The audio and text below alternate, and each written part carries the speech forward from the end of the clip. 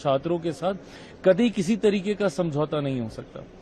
But ऐसे में आप हर सत्र से पहले एक दो विषय को आप ले लेंगे तो फिर कलेक्टिवली लीजिए ना सारे विषयों को। फिर आज भी आप एसआईआर का मुद्दा उठाइए, फिर आप मुद्दे छोड़ते क्यों हैं आधे में? आप या तो उन मुद्दों को आप अंजाम तक पहुंचाइए, कंप्लीट कीजिए। आज आप इस मुद्दे को उठा के बैठे हैं, हर सत्र में आपको एक नया मुद्दा मिल जाता है, तो मतलब हंगामा खड़ा करना ही आपका मकसद है ना। आपको संवाद करके विषय को समाप्त नहीं करना है। सरकार आज संवाद कर रही है। आज किसानों के बारे में प्रधानमंत्री जी ने स्पष्ट तौर से बोला कि किसी भी तरीके से किसानों के भी हितों के साथ कतई कोई समझौता नहीं हो सकता।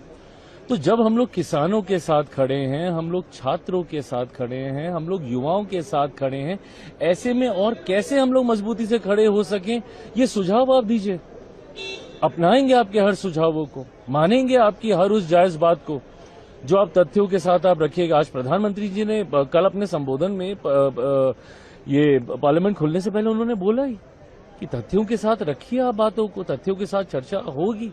बट ऐसे में आप सिर्फ हंगामा करेंगे, सड़कों पे हंगामा करेंगे, बाहर लोगों को भ्रमित करने का काम करेंगे, और जो मंच है संवाद के लिए, जहां चर्चाएं सही मायनों में होनी चाहिए, मतलब बाबा साहेब की तस्वीर लगाकर बाबा साहेब के ही विचारों को इस तरीके से खंडित करना कोई मौजूदा विपक्ष से सीखने का काम करे। जिस तरीके से कल के पूरे मामले पे केजरीवाल ने प्रधानमंत्री मोदी को आतंकवादी कहा है, एंटी नेशनल कहा है, टेररिस्ट कहा है। देखिए, मुझे नहीं समझ में आता कि इन लोगों ये जो बोलचाल की भाषा में इतने हल्के से ऐसे शब्दों का इस्तेमाल कर लेते हैं, क्या इनको उसकी अहमियत समझ में आती है? आतंकवादी क्या होते हैं जाके पूछें उन परिवारों से जिन्होंने अपनों को खोया है। आतंकवादी क्या होते हैं उन शहीदों के परिवारों से पूछें जिन्होंने अपनों को खोया। कितने सहज तरीके से एक ही सांस में जनरल डायर का नाम दे दिया।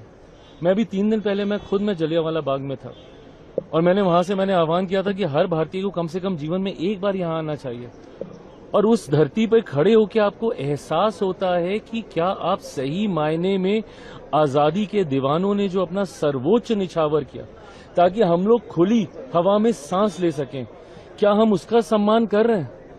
उन लोगों ने तो नहीं सोचा था ना कि बाद में जब आजादी मिलेगी तो एक ऐसी व्यवस्था आएगी जहां पे सत्ता पक्ष विपक्ष आपस में ही इतना उलझे रहेंगे कि जिनके लिए वो लड़ रहे हैं उनकी सुध तक लेना जरूरी नहीं है।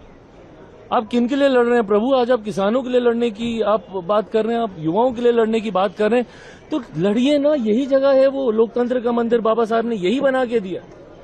उन्होंने अपने संबोधन में भी कहा था कि लोकतंत्र में भले ठीक है भाई, आप कीजिए, अनशन कीजिए, आप प्रदर्शन कीजिए, आप आंदोलन कीजिए, बट आप